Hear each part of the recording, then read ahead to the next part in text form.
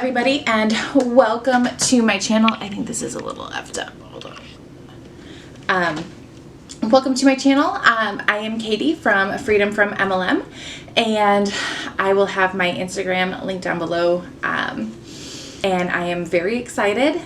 Today I actually have a really... Sorry, I always get so nervous whenever I film. It's insane. Okay.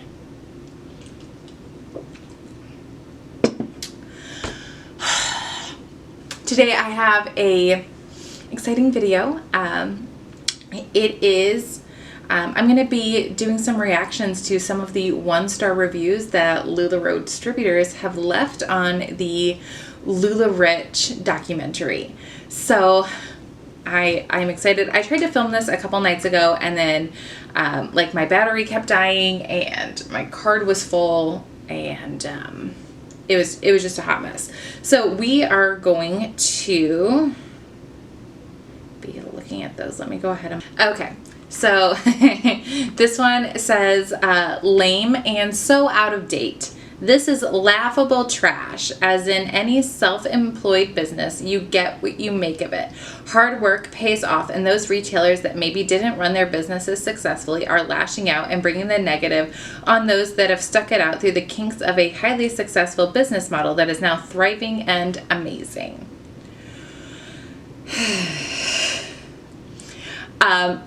In MLMs, hard work does not pay off.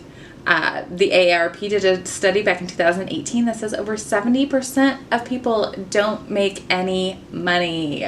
So it has no bearing on your work ethic, who you are, and how you ran your business. It has no bearing on it whatsoever. And this business is not highly successful because, I don't know, they were forced to pay restitution to people who lost money because they're a pyramid scheme. So we're just gonna leave that there. This is an app. This says false information and not even close to entertaining. This was an absolutely horribly made documentary. There is no proof of anything.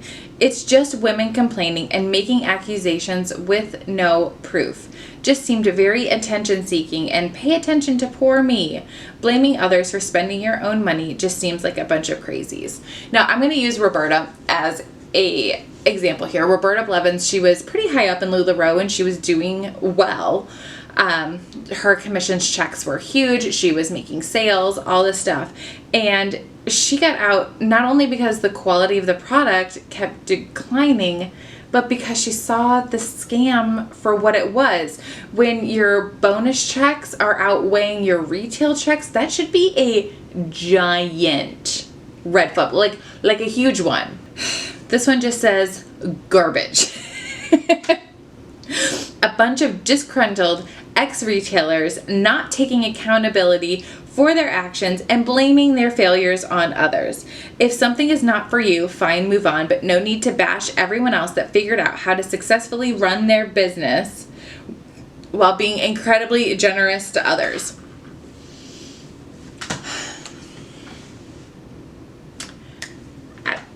I'm sorry, I need to gather my words. This business is not for anyone. I think that she completely missed the whole point of the documentary. And this is something that I really wish that they would have touched more on, but I guess it wasn't as it didn't grab as much attention, is focusing on it's, yes, Mark and Deanne are running an unethical business. Abso-freaking-lutely. But it's the business structure that is the whole freaking problem. Sorry, I just need to open this back up. And a lot of these people in the documentary, and I'm sure that this woman missed this, they did take accountability. They're like, yes, I did not manage my finances well. I recruited people. I may have misrepresented the income opportunity, but the fact is that they're talking about their story, and that is taking accountability. That's what I think that she missed here, is that is taking accountability, and it's taking off the blinders off of this whole thing and saying, this is wrong. And I was a victim, but I was also a perpetuator. So let's just, oh, this is a really, really long one. Holy crap. The title of this, though, made me laugh. So somebody call a ambulance. What a pathetic, absolute pathetic docuseries. Talk about needing a wambulance. How do you even call these people credible? You have Sam, who at one single point in his time of his life was facing 26 felony charges and was shacking up with retailers. You have Daryl. When you watch the series with friends, you all get immediately the same vibes. You know what I'm talking about. Then there's Roberta Blevins, who spent a whopping 18 months of her life working Lularoe and has spent 5 years trying to take it down damn straight. I think I have taken more time to digest Thai food than 18 months. Well, that's disgusting. Could you imagine Wayne Gretzky playing hockey for 18 months, but then just quitting because he wasn't being successful at it? Please. He was getting paid, unlike Lularoe retailers who are not guaranteed a wage, by the way. When we started Lularoe, it was supposed to be as a side hustle to pay my wife's student loans. We never really grew a large team. We focused on growing our customer base and selling direct. In return, we were vastly rewarded, not just financially. We went from only having Sundays together because my wife worked Tuesday through Saturday and I worked Monday through Friday, from both being able to quit our jobs and sell Lularoe full-time together, which saved our stretched out and on thin ice marriage. Were there ups and downs? You bet. But as my mother taught me, no job is perfect. And if no job is perfect, no company, even our own, will be either. At the end of the day, Lularoe blessed our lives in ways we couldn't have ever imagined, even though after 5 years with them, we're no longer with them. We're better because of them, and I'm thankful for that and them.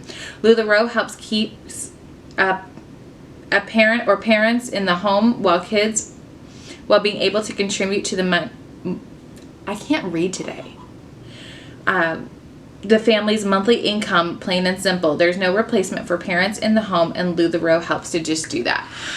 One thing I have found, and they touched on this a little bit in the documentary, was actually the lack of time freedom.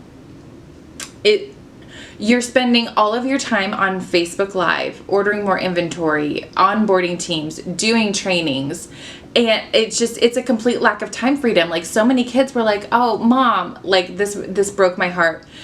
This one distributor said that her son came up to her when he was about 2 and said, Mommy, are you actually, like, along the lines of, are you not going to sell the clothes anymore? Do I actually get to see you?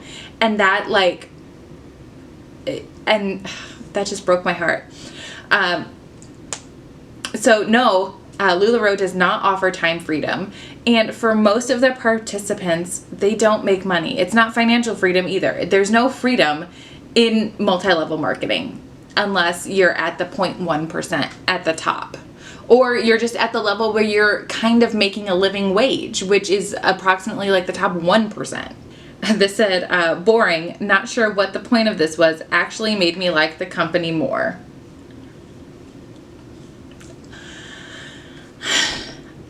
I think she missed the point. I think that she completely missed the point. Those were all of, oh, there's more. I'm going to do one more. I'm going to find one more, okay? It's so funny because all of these are so much the same, like the gaslighting, the victim blaming. It is ridiculous. So I'm trying hard to find like some that are actually a little bit different, but they all pretty much say the same thing. Yeah, all of these are pretty much the same.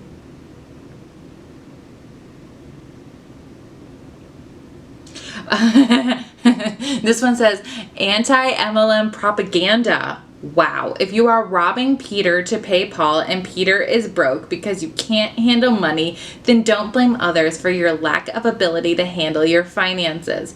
I thought this was going to show the big picture, but after episode 2, it went downhill and ended up being tunnel vision. Really disappointing and seemed like a sad way to boost your Facebook group, so you encourage people to read your anti-MLM articles so you can make money. The irony. That doesn't even make any sense. I don't know if they... So I just wanted to like point out the fact that like a lot of like anti-MLM creators don't make money from doing this. Like, I don't make any money from doing this. There are several smaller creators that don't make a penny off of this. We do this because it is important. It is important for people to know the truth about these companies and get out of all of like the culty bullshit that is just everywhere. When you're being recruited, like, they're not going to tell you the truth. They're not going to tell you the actual success rates, the failure rates, what will be required of you. They are going to paint you the best possible picture to get you to join. And on the people making money thing, like, yes, there are anti-MLM creators who make money. And you know why? Because the money that they get from views or AdSense or affiliate links or anything like that, it funds them so they can do more research and they can speak out and they can have more time available to fight this. So if the people are making money out of it, great. Like, let's move the movement forward. I don't get what's ironic about that. I have no idea. So that was like the last one I had. There's more in there if you want to sift through them. They're hilarious. But they all pretty much say the exact same thing.